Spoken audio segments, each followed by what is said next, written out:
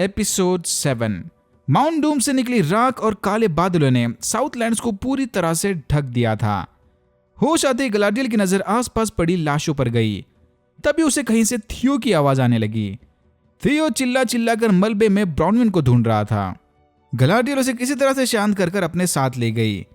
इसिल्डर ने queen reason के साथ मिलकर वलांडिल को मलबे से बाहर निकाला। अनफॉर्चुनेटली इनका दोस्त एंटीमो इस हादसे में मारा गया। फिर कुछ और लोगों को आग से बाहर निकालते वक्त इसिल्डर खुद भी मलबे के अंदर दब गया। देख के लग रहा था कि इसिल्डर नहीं बचा, बट अब क्या ही स्पॉइलर अलर्ट देना। सब जानते हैं कि इसिल्डर जिंदा बचेगा। इसी केओस में मीरियल के चेहरे पर जबरदस्त आग और राख का भपका लगा। दूसरी तरफ हार्टफुड्स लंबा सफर तय करके फाइनली उनके नए अड्डे पर पहुंच गए। लेकिन माउंट डूम से निकला मलबा उड़कर यहां तक चला आया था। माउंट डूम की आग ने यहां के एप्पल ट्रीज को जला के राख कर दिया। पेड़ों का यह हाल देखकर स्ट्रेंजर को काफी बुरा लगा। फिर स्ट्रेंजर एक जले हुए पेड़ पर हाथ रखकर एंशिएंट एल्विश भाषा में कुछ बड़बड़ाने लगा। यह शायद इन एप्पल ट्रीज को फिर से हरा भरा करने कोई मंत्र फूक रहा था। बाकी सारे हार्टफुड्स दूर खड़े स्ट्रेंजर की इन स्ट्रेंज हरकतों को देख रहे थे। सैडॉक को लगता है कि मे भी यहाँ स्ट्रेंजर मरे हुए पेड़ों से बात कर रहा था। फिर स्ट्रेंजर ने चिल्लाकर मानो उस ट्री को कोई ऑर्डर दिया। स्ट्रेंजर के एक कोयचा कहते ही पेड़ जोर जोर से हिलने लगा। उस पेड़ की एक बड़ी सी टहनी डिली के ऊपर गिरने वाली थी, बट समय रहते नोरी ने उसे बचा लिया। ये देखकर स्ट्रेंजर फौरन रुक गया। उधर काजाजूम में एल्डोन और डूरिन किंग डूरिन III से मिथ्रेल मांगने चले गए। एल्डोन ने सेक्रेट ट्री का इन्फेक्टेड पत्ता थमाकर किंग से रिक्वेस्ट की कि अगर वो एल्स को मिथ्रेल खदानों का एक्सेस देते हैं तो बदले में एल्स डॉर्स को 5 सदियों तक राशन वगैरह देंगे। एल्स को मिडिल अर्थ पर सरवाइव करने मिथ्रेल की सख्त जरूरत थी। एल्डोन के इस प्रॉमिस को सुनकर कुछ डॉर्स खुशपुश करने लग गए, लेकिन फिर इसने डॉर्स से वादा किया कि एल्डोन का प्रॉमिस पत्थर की लकीर की तरह है। उसने आज तक ऐसा कोई प्रॉमिस नहीं किया जिसे एल्डोन पूरा न कर सके। पर किंग को एल्स की बातों पर बिल्कुल भरोसा नहीं था। एल्डोन ने किंग को बताया कि वो उसके फीलिंग्स समझ सकता है। एल्स भरोसा करने के बिल्कुल लायक नहीं होते, लेकिन एक हाफ एल्फ होने की वजह से एल्डोन एल्स के प्रॉब्लम्स को देख और समझ सकता था। यानी किंग एल्डोन पर भरोसा कर सकता है। कोई भी डिसीजन लेने से पहले किंग को अपने बेटे डूरिन से अकेले में बात करनी थी।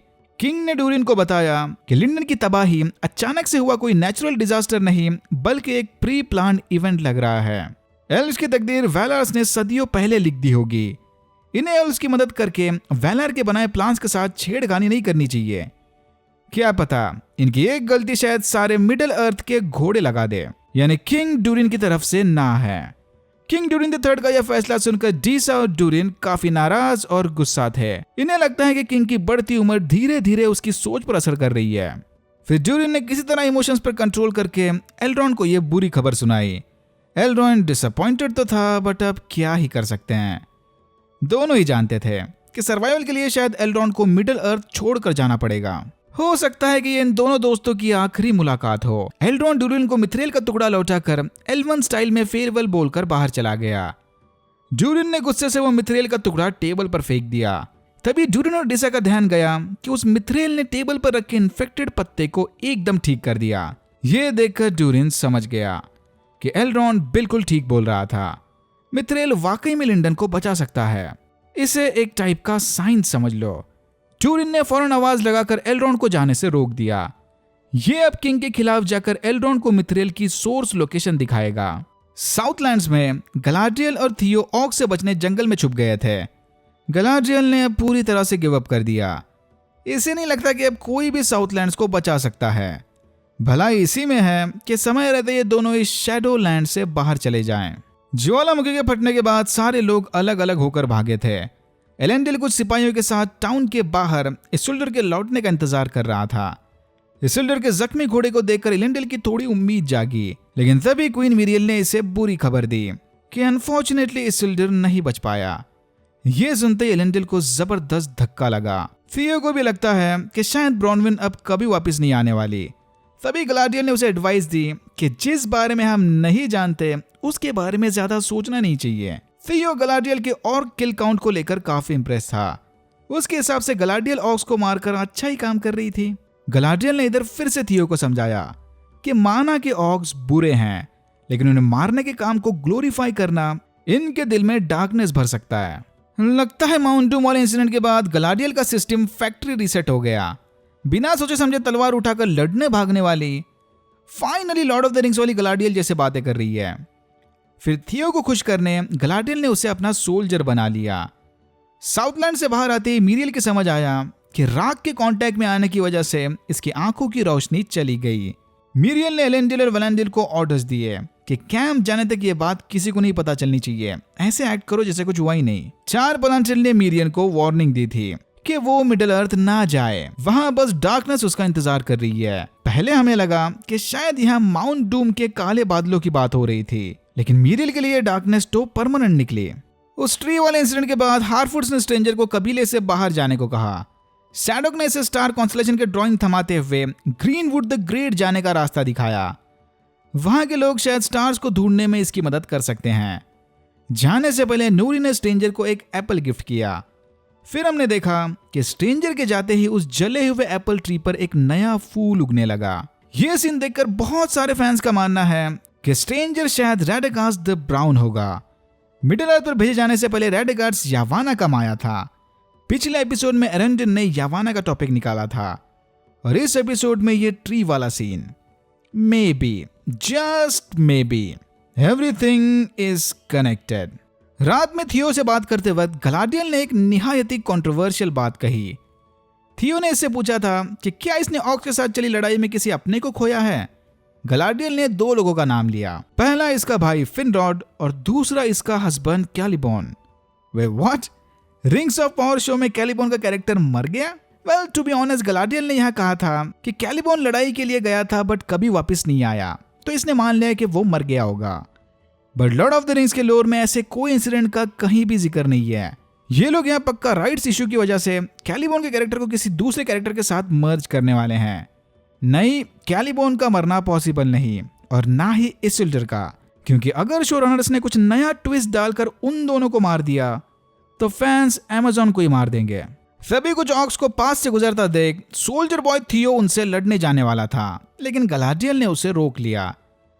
ऑक्स के वहां से जाने तक ये दोनों चुपचाप नीचे झाड़ियों में छुपे रहे। गलाडियल के कैरेक्टर ने तो भाई फुल ऑन 180 डिग्री टर्न ले लिया। दूसरे को लड़ाई में जल्दबाजी करने से रोकना और समझदारी दिखाकर ऐसे मौके पर छुपना, ये ओजी गलाडियल है भाई। डूरिन और एल्रोन साथ मिलकर मिथ्रेल के लिए खुदाई कर रहे थे। एल्रोन डूरिन के फैमिली नेम्स को लेकर थोड़ा कंफ्यूज था। इनके फैमिली में सारे ही एयर्स का नाम डूरिन क्यों है? ये लोग कंफ्यूज नहीं होते क्या? तभी डूरिन ने एल्रोन को बताया कि एक्चुअल में इनके सीक्रेट असली नाम कुछ अलग होते हैं, जो कभी फैमिली से बाहर नहीं आता। डूरिन भावनाओं में बहकर एल्रोन को उसका असली नाम बताने वाला था, लेकिन एल्रोन ने उसे रोक लिया। जब सही मौका है तब बता देना, अभी फिलहाल मिथ्रेल पर फोकस करते हैं। खदान की आखिरी दीवार तोड़ते ही इन्हें ढेर सारे मिथ्रेल का भंडार मिला। डूरिन और एल्रोन ये देखकर काफी खुश थे, लेकिन तभी वहां किंग डूरिन द थर्ड आ गया। डूरिन ने किंग को समझाया कि इन्होंने जितना सोचा था जमीन के अंदर उससे कहीं ज्यादा मिथ्रेल है। ये लोग बड़े आराम से मिल बांट कर मिथ्रेल का इस्तेमाल कर सकते हैं, लेकिन किंग को यह सब सुनने में कोई इंटरेस्ट नहीं था। डूरिन ने इसके ऑर्डर्स के खिलाफ जाकर एल्फ की मदद की थी। किंग ने एल्रोन को काजाडूम से बाहर निकाल दिया और डूरिन को सुनाने अपने कमरे में ले गया। किंग के साथ चली बहस में डूरिन ने उसे बताया कि एल्रोन उसके सगे भाई की तरह है। यह सुनते किंग डूरिन गुस्से में उबलने लगा, क्योंकि डूरिन यहां अपनी गलती को सही साबित करने उसकी लेड मदर का नाम इस्तेमाल कर रहा था। फिर किंग ने गुस्से में डूरिन का नेकलेस निकालकर फेंक दिया और उसे बताया कि वो अब इसके काबिल नहीं। अगली सुबह हार्फुड्स ने देखा कि स्ट्रेंजर का जादू काम कर गया। रातों रात सारे एप्पल ट्रीज रिस्टोर हो गए। इन्होंने फौरन एप्पल्स निकालकर उनके बग्गियों में स्टोर करना शुरू कर दिया। सब कुछ एकदम सही चल रहा था, लेकिन तभी पॉपी की नजर इस फुटप्रिंट पर पड़ी। व्हाइट क्लोक्स पहने ये लोग स्ट्रेंजर के पीछे पीछे यहां तक चले आए। रात होते ही ये पेड़ की छानबीन करने लगे। पेड़ पर उगे इस फूल को स्कैन करते ही इनकी लीडर समझ गई कि स्ट्रेंजर आगे उस दिशा में गया होगा। पॉपी और नोरी चुपके से इन पर नजर रखे हुए थे। फिर इनका रास्ता भटकाने नूरी ने इन्हें बताया कि स्ट्रेंजर उधर नहीं, अपोजिट डायरेक्शन में गया है। इन अजीब से लोगों को कैंप में देख नूरी के पापा ने मशाल लेकर उन्हें डराने की कोशिश की, लेकिन स्लिम शैडी ने मशाल की आग एब्जॉर्ब करके हार्फुड्स की सारी बग्गियां जला दी, इंडिकेटिंग कि ये लोग डार्क मैजिक भी जानते हैं। एलेंडिल की लाख कोशिश करने के बावजूद भी इसिल्डर का घोड़ा शांत होने को तैयार नहीं था, तो एलेंडिल ने उसे आजाद कर दिया। एलेंडिल को अब रियलाइज होने लगा था कि उसे कभी एल्फ का साथ देना ही नहीं चाहिए था। काश वो उस दिन गलाडियल को समुंदर में ही छोड़ देता तो शायद आज इसिल्डुर जिंदा होता। इसिल्डुर के वापस आने पर होपफुली एलेंडिल के ये डार्क थॉट्स चले जाएं। गलाडियल और थियो ने न्यूमेनोरियंस के कैंप को ढूंढ लिया। ब्रॉनविन और अरंडिल को सही सलामत देखकर थियो काफी खुश था। गलाडियल सीधा मीरियल से मिलने चली गई। मीरियल की हालत देखकर गलाडियल को काफी पिटी फील हुआ। साउथलैंड्स और न्यूमेनोरियंस के साथ जो कुछ भी हुआ था, गलाडियल उस सब के लिए खुद को जिम्मेदार मानती है। एलेंडिल को गलाडियल की बातों में कोई इंटरेस्ट नहीं था। उसने क्वीन रीजन को बताया कि इन्हें जल्द से जल्द मिडिल अर्थ को छोड़कर वापस अपने घर जाना चाहिए। जाने से पहले मीरियल ने गलाडियल से वादा किया कि न्यूमेनोरियंस मिडिल अर्थ से तो जा रहे हैं, लेकिन वो इस लड़ाई को नहीं छोड़ने वाले। जल्दी न्यूमेनोरियंस की एक और फौज गलाडियल का साथ देने यहाँ आएगी। ये सुनते ही एलेंडिल पूरी तरह से टूट गया। नोरी ने फैसला किया कि वो स्ट्रेंजर को अकेला नहीं छोड़ सकती। इसे जल्द से जल्द जाकर स्ट्रेंजर को आने वाले खतरे की चेतावनी देनी होगी। फिर एक चीजी टीम अप सीन के बाद नोरी, पॉपी, सैडक और उसकी मम्मी के साथ स्ट्रेंजर को ढूंढने चली गई। न्यूमेनोरियंस की एक टीम साउथलैंड्स के लोगों की जिंदगी स्टेबल होने तक यहीं रहेगी। फिर हमें पता चला कि हालब्रांड जिंदा है। देख के लग रहा था कि इस पर किसी ऑग ने हमला किया था।